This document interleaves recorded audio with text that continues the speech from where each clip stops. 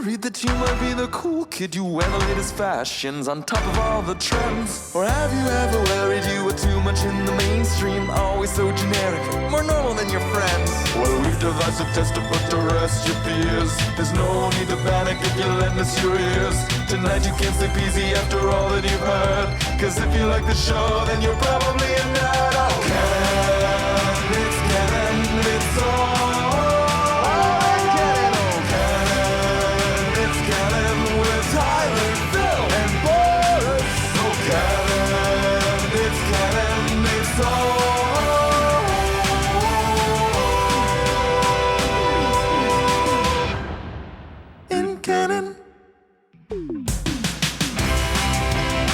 Hey everyone, and welcome to the latest episode of the It's Canon Podcast, the show where we like to chat about anything and everything geek, the show where we chat about some Lego, the show where we chat about books, comic books, tech news, anything and everything, and the best part of it all is that it's all in canon. We're your hosts, I'm Boris, and as always, I am joined by Phil.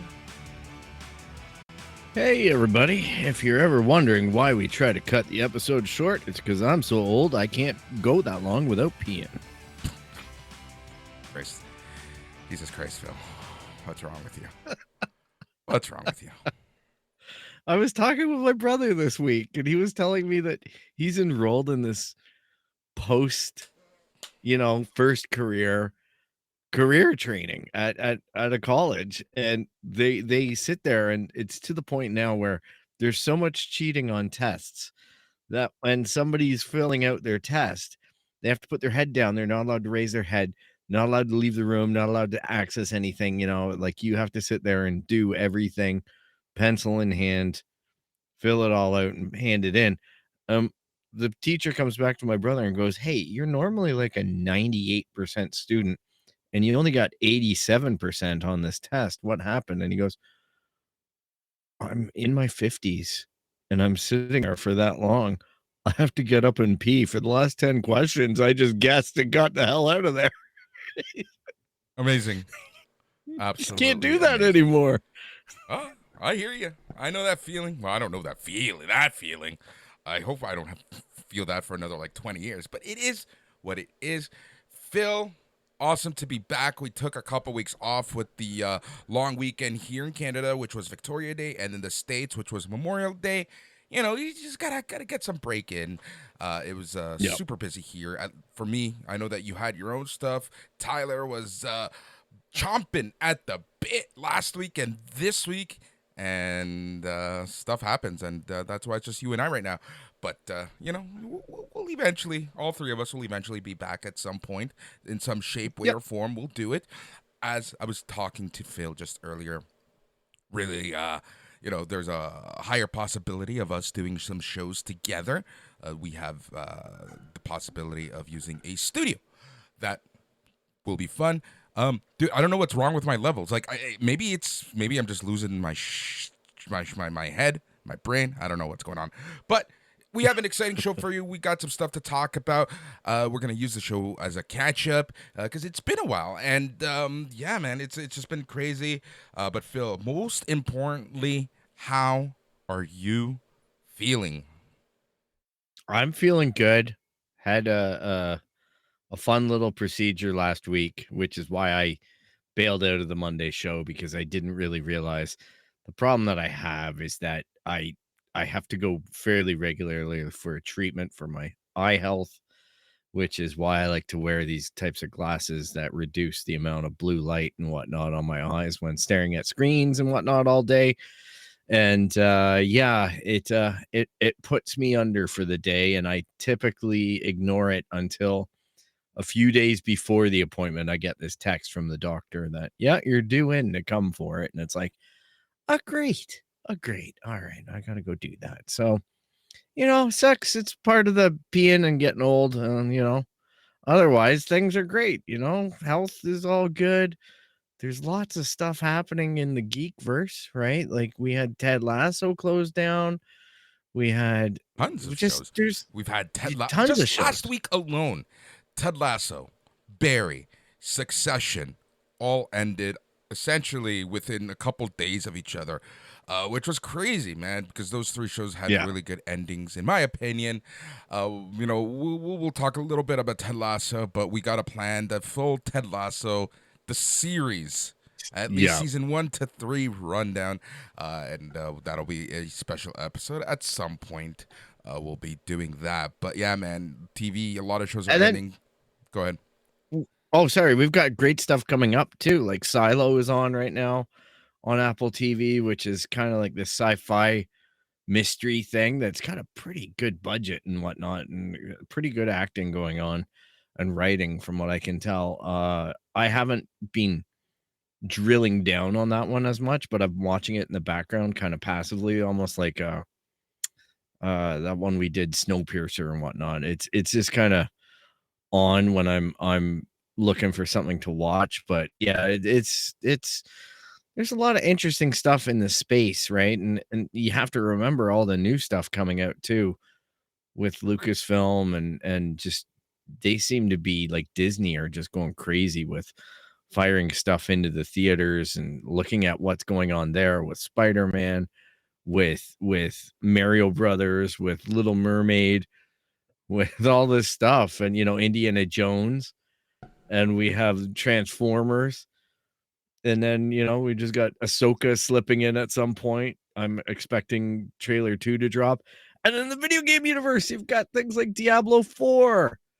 Like, holy crap! Like, it's just like stuff's lining up this summer for some big releases. Yeah, this summer, like we talked about the video game world, right? You had Street Fighter just coming out. We had Star Wars. We've had, obviously, Legend of Zelda, which, I love the meme with a lot of people get, how, especially with Apple, you get those notifications, whatever day, saying how much screen time you've used compared to the previous week, right? And I just love how the big meme is like, oh, you've used 50% less screen time, but then, you see the person actually playing Legend of Zelda, Tears of the Kingdom. Yeah. So it's like, and I have friends who have admitted, like, yeah, I'm barely on my phone because every spare second that I have is used playing The Legend of Zelda right now. It's funny. I bought the game. Here's my hot take. All right. This is not going to go over well with some people. Alex, just get ready. It's not the game for me. I freaking hate it. Yeah, but you're an old man. Your hand-eye coordination just isn't what it used to be. No, my hand-eye is fine. You can't read maps. You got no hand-eye coordination. No, it's too open world. That's what it is. I'm gonna go off and watch grass grow virtually. It's weird. I'm just like, oh look, a nice place to sit down and stay. Whereas the game only basically it's so open-ended, and they need to be applauded for it. I'm not taking away from the game and its achievement and the fans who love it. Like, go have fun. I love the excitement level. Honestly, the excitement level drew me back into it after figuring this out with that other one, the other Zelda that I bought the Switch for. And I'm just like, oh, you know what? This kind of sucks because it's really hard to figure out what you're supposed to do as a guy who played the original Zelda game on the NES. Right? And was always playing it with someone else playing it, like I was playing while watching. But yeah. I'm telling you, it's not a popular opinion. I'm not proud of it, but I turned it on, I played the intro, and I was just like, yeah, I'm gonna go back to Jedi Survivor. Which That's my other amazing. young friend comes to me and goes, isn't that the one that's like Dark Souls, which you said you hate? And I'm like, yeah, except it's Star Wars, so I love it. Oh, my God, Phil. What are we going to do with you? What are we going to do with you? What am I going to do with you? Jesus Christ, Phil. The older you get, I feel like... I'm trying. I know. I'm trying. Like, it's like I say, I'm not hating on it. It's just not for me. Yep. I realized that after a day. I'm like, oh, this is way too much for me. I don't understand the sword. I don't. Yeah. No, it is what it is. But that's, you know what? But that's kind of like what I like about us. Like, you Tyler and I have such different opinions on almost everything. Yep. It's almost like 3 generations right there. Just Yeah. Oh, three- really? Yeah, three because it's like takeaway. he's later on in the 80s than me, right? So you're in like what, the 30s, the 40s, right? So it's like I love how it took you a second. I love how it took you a second. But it's true. Like, and Zelda can be very intimidating, right? Like, we just got a comment. Zelda can be very intimidating because this game is 2.5 times the size of the last one. And you know what's Yeah. crazy? Okay, so have you seen the latest footage for Spider-Man 2 on Sony? I've seen a bit of it, yeah. How are you I going to watched deal with I that game? Because that map, I don't you're know. going I to might have that freeze. problem. I I might have right? that problem. But the thing is that what Zelda lacks in old man motivation here. All right. I'm gonna cater it specifically to my issue. What Zelda lacks, in my opinion, out of what I've played, it's not at all a review, it's just a observation. Is that I can sit there and go in Jedi Survivor, which remember how much I struggled with Fallen Order with Yes. just trying to navigate the map and whatnot because the multi levels just didn't translate well into the dimensional holographic thing that they were doing. In at least Jedi Survivor, you can fast travel. You just need to get to a meditation point and you can fast travel. But I can choose to do a side mission. I can choose to do a rumor that will open up a side mission, or I can choose to just stick to the main story. It presents all things equally to me, and it is my choice. Tyler's going on about, oh, you haven't got to hear with the fishing yet. I didn't. I found the person that said, yeah, fishing's great. You should try it. No thanks. Kept on walking, went on to the story mission, and the game didn't penalize me for it. Whereas I don't know where that boundary is with Zelda, and That's the that just thing. might be an There inexperienced thing isn't. with me, but There, that's it. It's just like I'll read up or look at a YouTube thing and it says, "Oh, you need to get this Icarus sword or whatever from this guy, and that means you need to go to this end of the map, and then you have to fight that guy, and then when he gives you that sword, then you can progress on to this area." And I'm like, "Qu'est-ce que c'est? Où est la direction?" yeah. And it's not there. And I'm just like, okay, well, maybe a Zelda fan knows that because this was part of a previous thing. But yeah, Zelda, do whatever you want. Nothing is mandatory. I love that idea, but it just feels like when I see all these social media posts about all this stuff, I just get overwhelmed. But maybe I should give it another dip. I only put one toe in. I'll put a foot in at some point when there's a little bit of a die down and a little bit more of a beginner's guide that comes out that's actually watchable and instructable for me, and then I'll get through it. See, this comment here. Zelda fans will try to get you to do random stuff, but honestly, it doesn't matter. And that's what I'm finding, right? This is Yeah. I was literally having this conversation with someone earlier, and that's like, they go on YouTube and they save a YouTube and they'll save a bunch of YouTubes for this game. It's like, just do what you want. You do you. Everyone's experience seems to be very different with this game, right? Everyone's having their own whatever. Like their own order to do stuff. Like I know someone who is doing stuff in the opposite order of what is recommended, but recommended by whom, right? So yeah, that's Yeah. the thing, right? And I think this is what's interesting and glorious and beautiful and scary about this new Legend of Zelda game, and this is where I give credit to the developers and the story makers and the writers, and that's as non-linear as this game is, it's still telling a somewhat linear story in its weird way. So it doesn't matter what you do and what order you go to do stuff, you're still getting the full brunt of the story. And that's what I really enjoyed about Breath of the Wild. Like Breath of the Wild, literally, you could fight Ganon if you really wanted to, if you had the cojones to do it. Yeah, you weren't going to get far, but it's a fair point, and maybe I need to adjust my logic because I am guilty of getting to a point at which I feel like there should be an arrow or an NPC nudging me in a direction heavily, and I don't see that happening. So then I go to YouTube and then I get somebody interpreting the game for me, telling me what and where to do it, because that's basically what has become what video games do now. There's no more hint books. There's no more strategy guides. There's no more, because the strategy guides back in the day in the 90s and whatnot used to be written, and you'd have like, if you just want to get through it, do this. If you want to find these side quests and do these 3 things, here's the 3 things and their locations and what you're going to need to do. I'm actually enjoying that part of Jedi Survivor in the sense that once I unlock something, I start going back in the area that I unlocked it and start ripping apart other areas that they obviously planted stuff in and thought that I'd forget about, like when the BD droid can shoot the black goop. And it's just like, oh, okay. All of a sudden I can go back and solve all of these other puzzles and get shards and the different little things in the game. That's all fun, but yeah.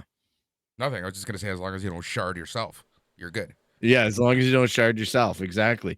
But I'm figuring out vendors and things like that in that game, and it might just be another possibility of old man Phil's brain can only do so much in so many video games. Having said Because that, you know who else has this issue? My brother. I don't blame him. I can relate Like, to he that. can't wrap his head around modern gaming. Well, I can certainly wrap my head around modern gaming, but only one at a time. Like if I start separating from Jedi Survivor too hard now, if the pull of Zelda starts becoming too much, if I dip my toe back in, then the problem is I'm going to forget everything I learned about Survivor in terms of how the buttons work and how the gameplay and who to see and everything like that. If I take more than a week off, I'm done. Like, especially if I'm reloading stuff up here in the noggin and going, oh yeah, you got to build this and do this. Because Zelda, hands down, remarkable achievement. Look, Like, the game is great, You know what? especially running on a thing that's been sitting on my desk for 7 years collecting dust. It fired up no problem. It's driving my monitor. It's playing the game, and I'm having like instantly like, hey, this is great. This is great. I can tell there's a really well done, every aspect of production of this game is fantastic, and Nintendo deserves a standing applause. I'm not the guy that says that. I'm just going, whoa, it's a tough one to approach from a certain video game point of view. December is going to be very interesting this year when the Video Game Awards come around, because this year, we've talked about this in the past, the competition is heavy. You have a new Final Fantasy game. You have Star Wars. You have Diablo, which when Diablo comes out always gets tons of attention, right? You have Street Fighter. Yeah. And then there's a bunch of other games that I'm probably missing out and forgetting. Final Fantasy 16. Yeah. Final Fantasy 16. Yep. Oh, sorry. I'm that was sorry. The first one I said. Just saying. Yeah. There. Spider-Man, that comes out this year, right? But I don't know what that's the deadline fall is. Or anyways, fall or winter. The point I'm trying to make is this: every game that has come out that's AAA title has had issues on day one, for the most part, except for one game. That's The Legend of Zelda. Yeah, there were bugs, but these, you know what's funny? These these exploits, as people are starting to call them, and there's a huge debate in the internet whether the developer should care enough to fix them, because some people want to use exploits to finish the game quicker or whatever, right? Hands down, Zelda, in my opinion, should win Game of the Year up to this point for the simple fact that it just worked. Yeah, except for the patch that they just released that eliminated a big hack. But that's the point, right? No, but that's literally what I'm saying, and that's been the debate. In my opinion, the developers deserve more kudos because they didn't have to fix that. Hey, I'll put into that same category. The only thing that crapped the bed on Jedi Survivor was the PC port. Stop it. If you're not ready with the PC part, then just release the console game and delay the PC port another week or two, whatever you need to do to finish it. That would be my advice, because otherwise we'd be saying the same thing about Jedi Survivor. I think we're probably going to be saying the same thing about Diablo 4, except for server waits. Server day one issues. And okay, so The I'm a big Blizzard ish. fan. I have the welts to show it. Yeah, you have a lot to show. You have a lot of scars in your body over Blizzard, right? And Oh here's the God, yeah. thing about Diablo 4 day one. Their server, and this wasn't even a day one issue. This was the pre-release, the early access issue, where the servers were so overloaded, but people found a hack. Do you know what that hack was, Phil? No. If you made a microtransaction, it put you into the server queue. Oh, jeez. So there was something in the account management where it was blocking you because it wasn't that the servers were overloaded. It was that you weren't being authenticated into the server properly, and a microtransaction of whatever amount kind of triggered your profile you. to go into the queue. Well, So- I'm going to be the last guy in queue forever because I'm making a decision.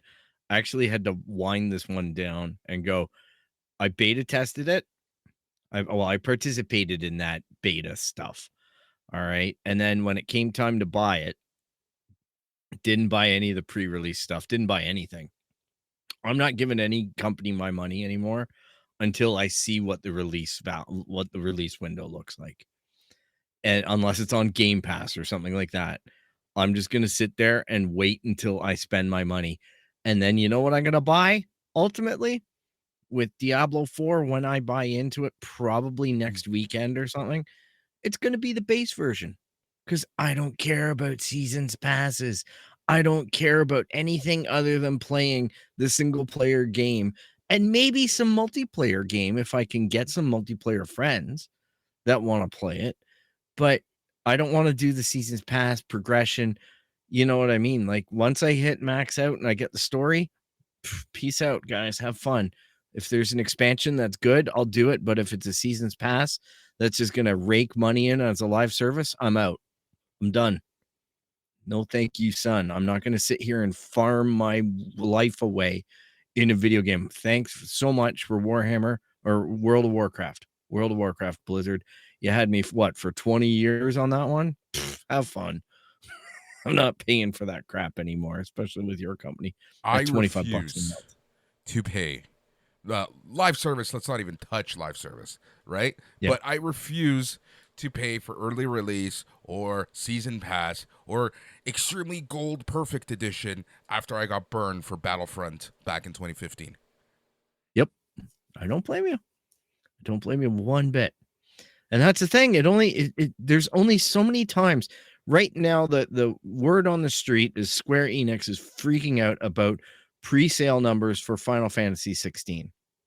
And it's because I think everybody now is like, screw that. I'm not buying into it until I know it works.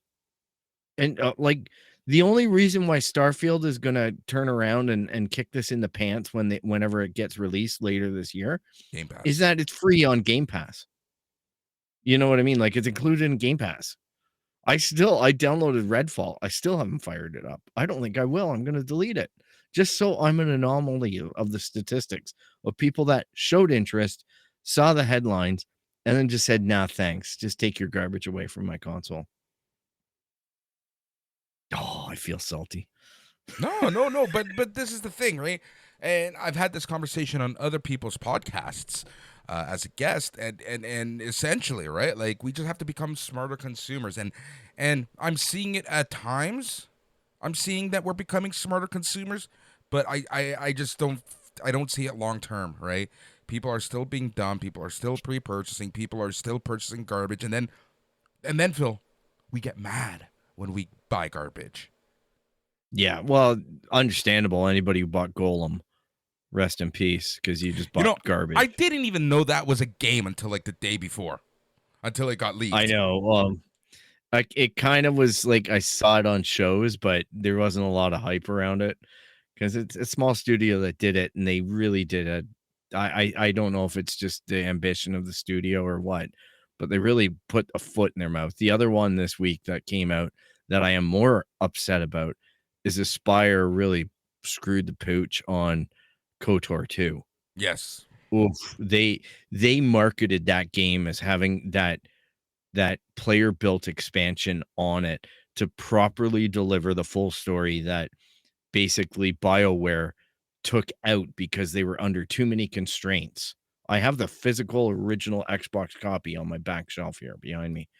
Anyhow, they hacked and slashed that game to meet a release window. And what ended up happening is the fans rebuilt this thing and put it in as an upgrade on Steam.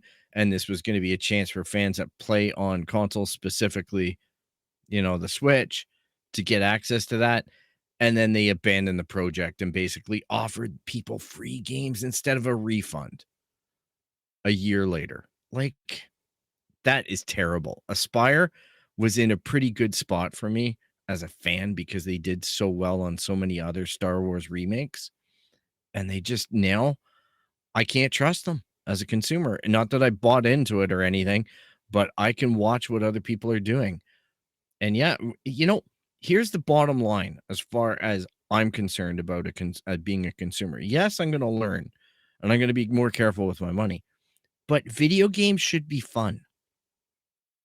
And when they're not fun, when you're grinding for like Destiny, I don't know how much I ground, but I must have done about 30 hours a week in Destiny in my spare time, grinding runs to get, legendaries and everything like that. Like, I spent a lot of time and I have no memory of any of it.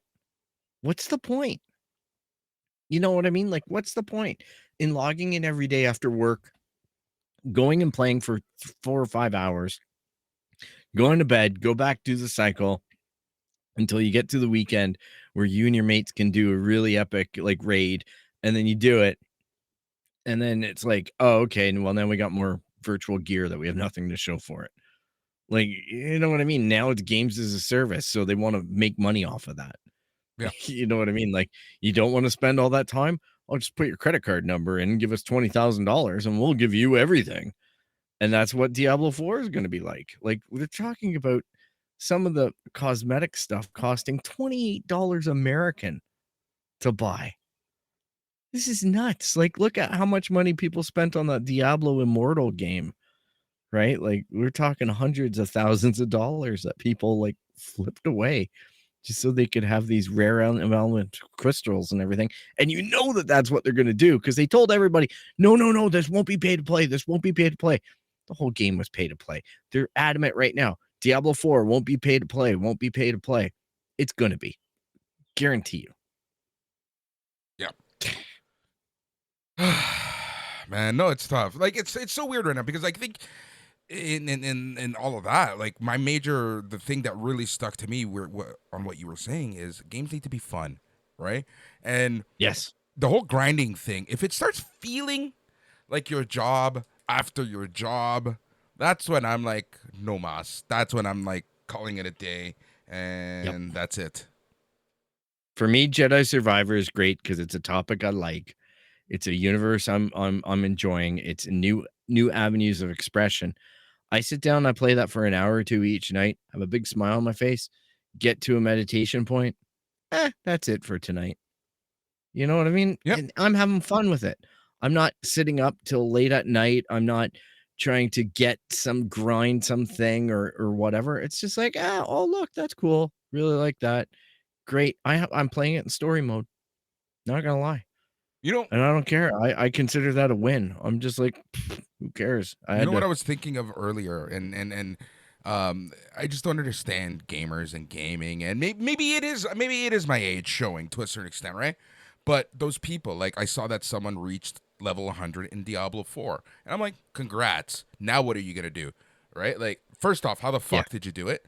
And second off, it's like, now what? Like, you feel special? You want a hero biscuit that you did that? Like, I don't understand that. You know what you do? You do it in like a frat house and you take shifts. That's how you do that in the weekend. Like, that's how all these guys do it in all these video games, right? It's just like, guess what? The hard work pays off though, guys. So if he gets there first, the game can't even handle the 100. So there's no end game stuff that's going to be basically populated around for that because they're going to wait until larger percentages of players get up there in a well-balanced game. But like, that's what I did with Forza Horizon 5. I'm still in the top 1% of 30 million active players, active with an asterisk. But it's just through hard work, daily grinding. But if it isn't fun, then don't do it. Like, I just go in and do my dailies. It's no big deal. I have every single car in that game. I've got a little alligator beside my name as a badge for having over 700 cars. I've only seen 2 other people with it, right? So far that I've seen in my multiplayer experience, but I'm sure there's way more.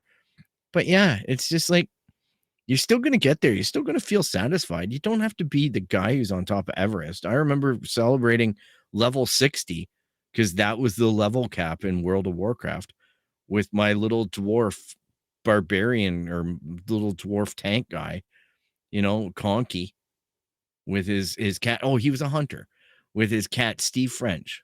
So yes, I watched the Trailer Park Boys, ladies and gentlemen. Amazing. Video games. How much I love you, but I hate you all at the same time. But you know what I loved? And without a percentage, without a hair on my body hating? What was that? Spider-Man Across the Spiderverse. Holy it doesn't. shit, Phil. I'm jealous. If there's a movie that you're going to break your dank and moist theater experience for, go in the middle of the day. Go in the middle of the day. Go to a newer theater. Go to a small one. I really don't give a shit what you do, but go watch this movie. Yeah. This might be the one that breaks me. This movie. I was looking at the reviews today and just hearing like people are sitting there going, I don't know how you made a better movie than the last one. And I've got that last one up pretty high on the shelf. Dude. So this movie is perfection in every way. In writing, in action, in story, in creativity, in every possible way. This movie, for me, is a 10. This is a 10 out of 10 movie. This is a 10 out of 10 movie. Movie of the year for me so far. Best comic book movie adaptation maybe ever. Yes. Wow. I'm saying that. Boris, with an absolute statement like that. This might be 2 weeks from now. Taking an afternoon off or going after work, finishing up and going after work to a 4:00 matinee. You know when you should watch this? The weekend that everyone's watching The Flash. Oh, yes. Or Indiana Jones. No one's going to watch Indiana Jones, so you don't have to worry about that one. I think there's going to be a lot of people watching Indiana Jones. All right, like between my age and your age. Flash, Flash, you're right. That's going to pull. Even for 1 week, Flash will pull. Yeah. Oh, especially with this I think Flash mysterious ending that everyone keeps talking about. I think Flash will have legs. Like, look, we've all known Spider-Man across, like this Spiderverse thing was going to be huge. Like that first movie, and you know what? Like, even if they had no crazy ideas to keep it going forward, they just had to try to emulate what they did, and they were just gonna do well with that. And it looks like they put the work in. So, yep, it was honestly perfection. Alex agrees. saying it's perfect. Here's and also saying his dad Juan doesn't like 3D games. Well, yeah, I'm not quite there yet. Juan's showing the gray hair a little bit more than me on that one. He literally is. But honestly, this movie is perfection. Like you say, if there's a movie that you're gonna break your dank and moist studio theater banishment for, this has to be it, man. It's so good. And honestly, literally before just blew everyone's ears. Literally before the movie started, I turned to my nephew and I say, there's not a lot of movies that I needed to watch in the theater. Right? Yeah. I forget what we were talking about. But after the movie, I'm like, I am so happy that I did watch this in the theater. Like, it's a movie that should be watched in the theater. I am so happy that my nephew pushed me to go IMAX for this movie. Oh yeah. Oh yeah. Not 3D. Might have to make the trip. That kid can't do 3D. I think he's getting motion sickness or something. But IMAX. Fair. You need to watch it on IMAX. That's a bit of a trip. That has to go a little bit further for me. Not far, but for a little bit further. But yeah, very good. And I'm not even gonna say anything else. But such a good movie. Honestly, this is perfection in every shape, way, or form, and humor at the right times. Not Yay! inserted like an MCU movie. What? Intelligent writing? What? You know, Treating the audience like they have a brain? What? Lord and Miller do not get the credit that they deserve. I know. Solo. Well, not you can't be perfect. No, well, the Ron Howard came in and ruined that one. I'm joking. We don't know what that movie was, but I will say this. I was curious more than anything to see what Solo was going to be if it was Lord and Miller doing it, right? But I do think that them bounding into this project as a result of that is kind of like the scuttlebutt. Great. Fantastic. I think they've done a great job. It's kind of funny because a girl I used to date, her cousin is one of the animators off of that movie, that first one. I don't know if the second one, but he was up there nominated for an Academy Award. So there you go. Sheridan alum. Something out in Vancouver. Oh, all right. Vancouver studio. There's an homage to a previous Lord and Miller movie that you're gonna love in this one. I will say that much. So it's gonna be weird how they do Solo in a Sony movie. Not kidding. No, but yeah, no. This movie is honestly perfection. It was so well done. Almost to the point where I want to watch it again. And it takes a lot for me to watch a movie again in theaters. Well, actually, I shouldn't say that. But it's very rare that I feel like I should watch it in the theaters again. Yeah, fair. All right, so a couple things I want to talk about. Let's talk about. I was doing some shopping. Well, I wasn't even shopping. I was just like walking around, and Square One in Mississauga now has a Conspiracy Comics. It's been there for a few years. I always forget that it's there, but it's there. Okay. Walk in just to see what's going on. Number one, it was packed. Good for them. Good. Number two, they had some copies of Dead Romans. Woo. Yeah. So picked up issue 2. So fucking good. I only read issue 1, which was the intro. I bought issue 2 and 3 as well, but I haven't read them yet because I feel like when I get reading them, I'm going to want to go right to the next book. I'm already pissed off with having to wait. Like, damn it. That was just too much of an amuse-bouche. Like, it was just too much of a, like, oh, I'm just starting to get into this because now I feel like I got to read them all again because Fred's out there talking about these people so passionately. And I'm like, man, who? What? Oh, man, this sounds so cool. But I just kind of got to do a run of this, mother. Like, yeah, the last few comics that I felt so passionately about in terms of, like you said, where you would just want to keep reading, right? Outside of DC, like it's very rare that DC comics can get me like that. But I would have to say it was Rat Queens. Like, and we're talking this is 10 years ago now. Rat Queens was one that I'm like, I needed the next issue right away. To the point where I would buy them, but then I would buy the trade because I just needed to read the 5 issues and I didn't want to open up my 5 issues because they were impossible to find. The other book that I would say was kind of like that was Saga when I got into it. Saga was just like so freaking good. Yeah. And I'm so happy it's back. And it's as well, it's the storylines are intense. The action's intense. The you know what I mean? Like it's like starting up John Wick 4, which I finally saw, and watching the first 20 minutes of it and then hitting pause.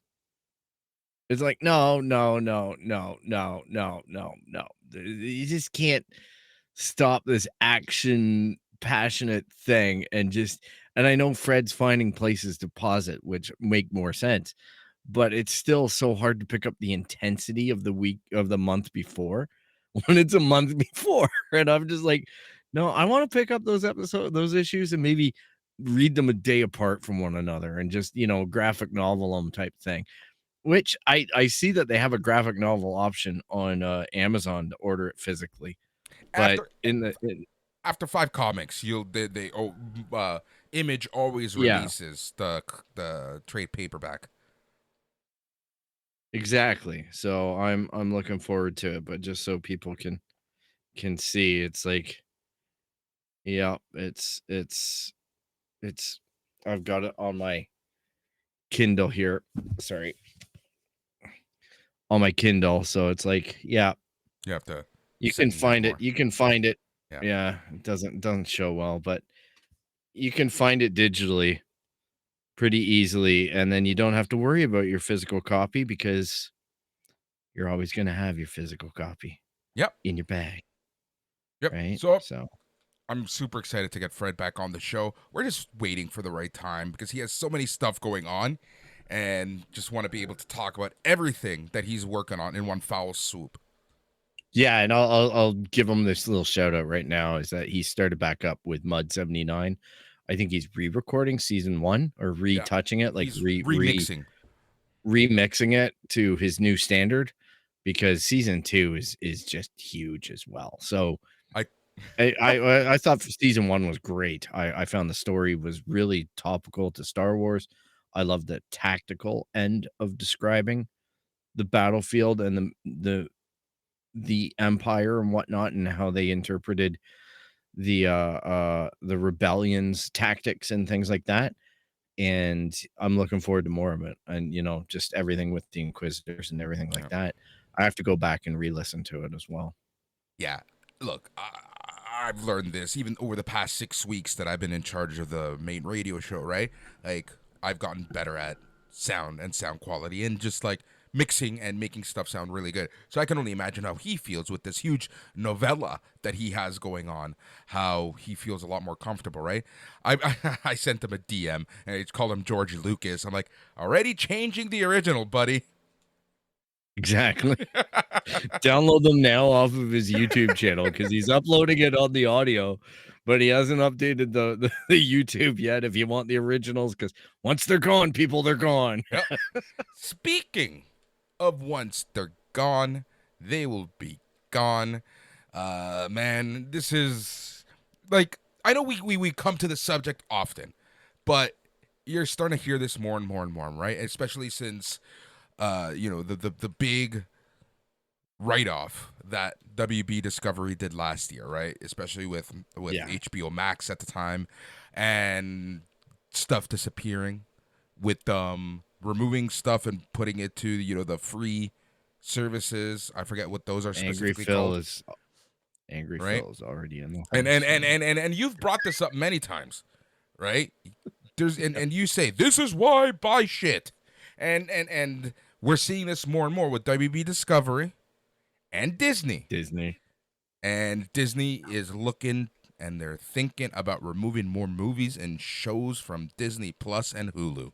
So this, remember when they were talking about streaming services, it's like, this is our entire collection, everybody. You're going to love this. Everything is going to be there. And then we, with Tyler, joked, watch them do the stupid vault gimmick with this. And that's exactly what is going on.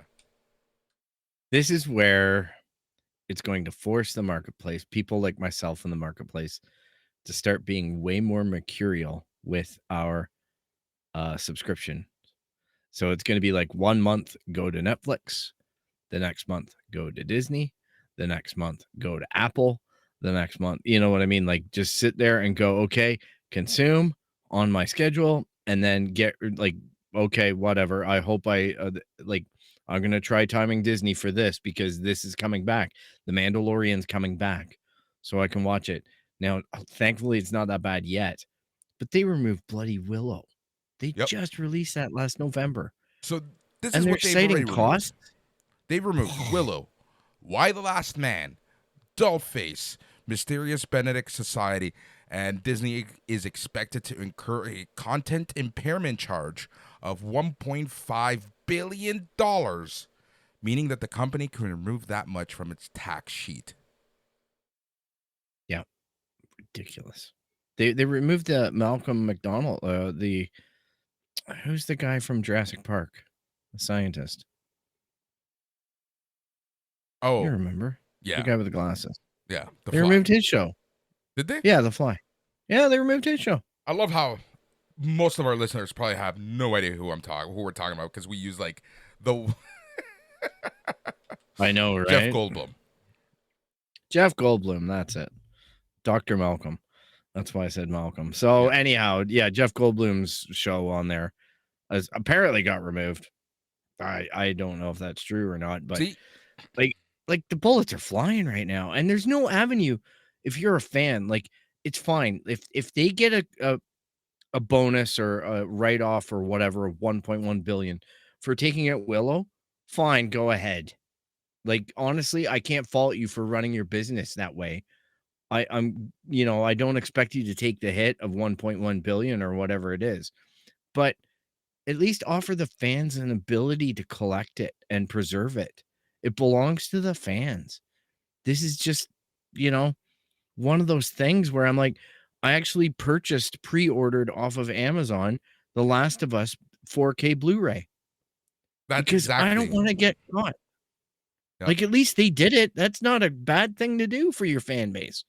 I want that forever. I want the extra deleted scenes. I want all of the outtakes that they have on those discs. I want to drink it all in and enjoy it and consume it and just go, wow, what an event that was.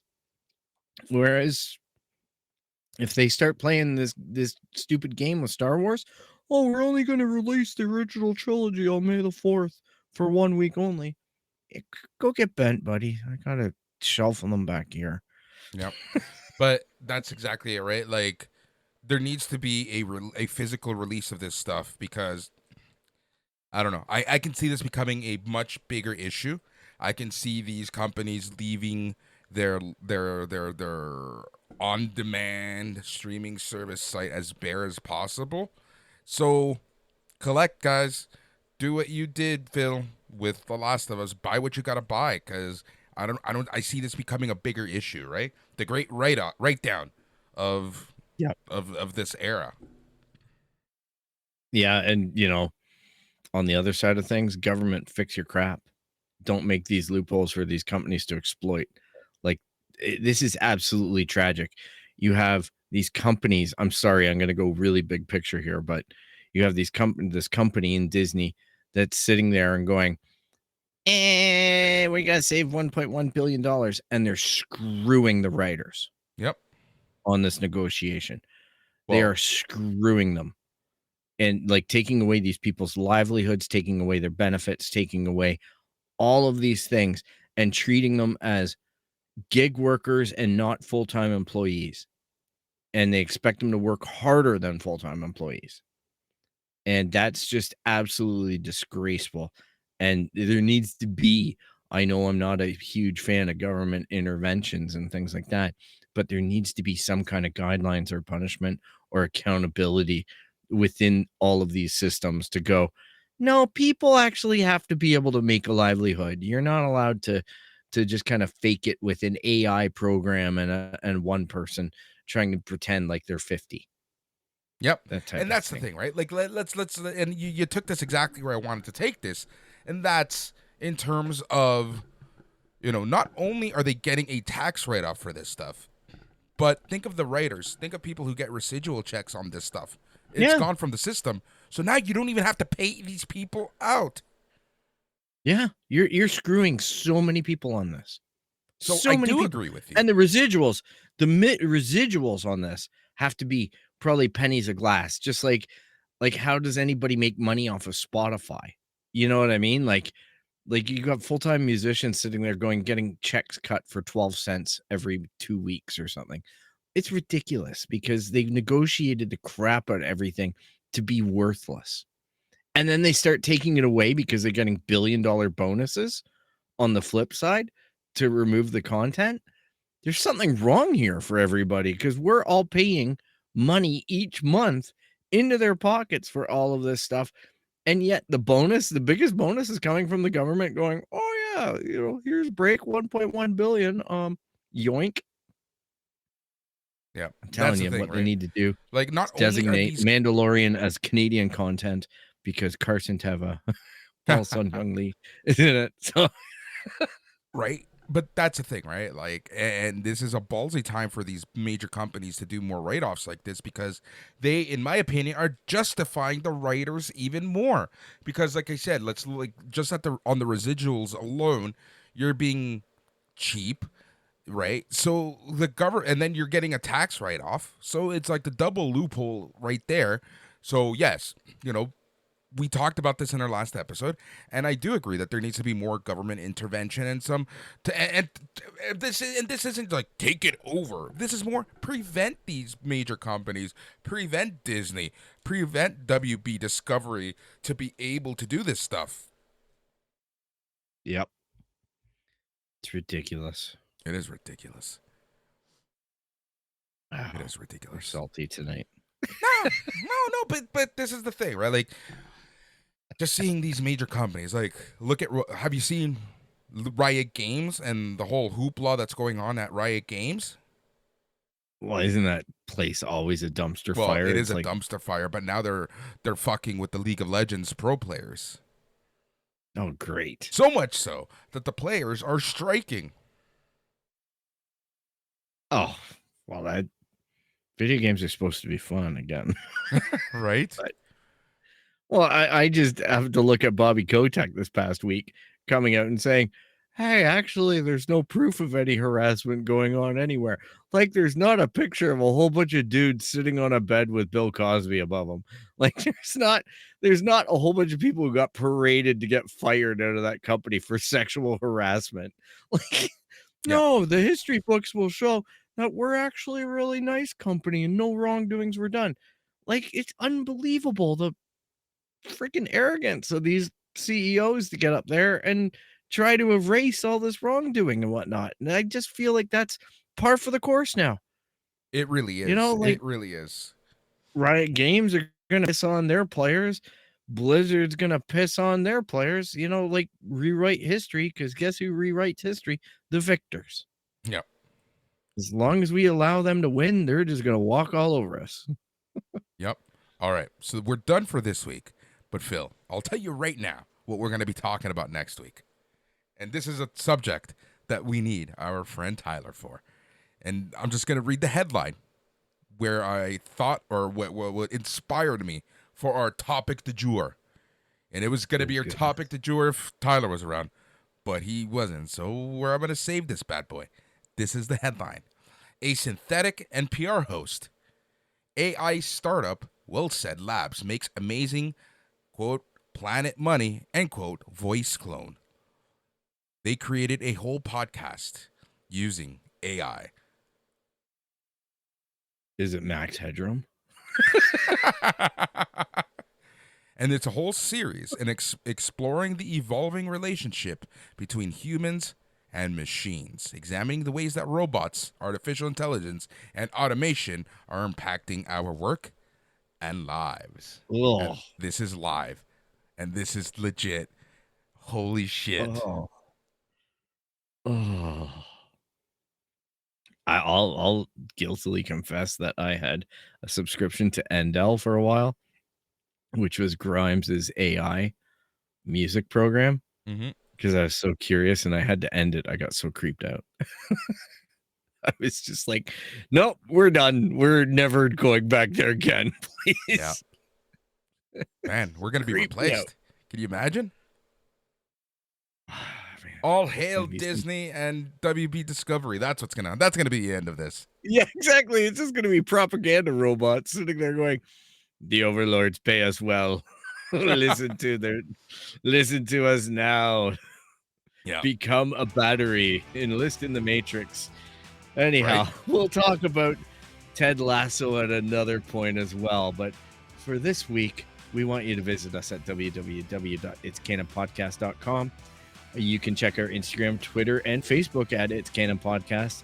You can email us at show@itscanonpodcast.com. You can subscribe anywhere where you find podcasts. We are there. You can also find us on Patreon at the patreon.com/SNME radio. And be sure to, check us out on YouTube as well at itscanonpodcast.com or It's Canon Podcast. And leave a like and subscribe if you can. And as well, thanks for listening. Tell a friend. And, leave a good review on any podcast programs that you have. Yeah. Yep. Again, thank you so much for listening to the It's Canon Podcast.com. Oh my God, I'm tired.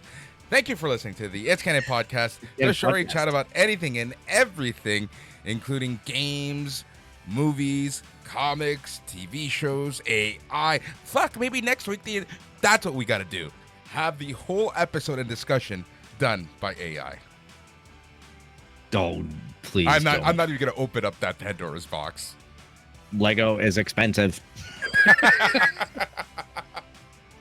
What are you humans doing? Oh my God! I can't You wait just for bought this. plastic.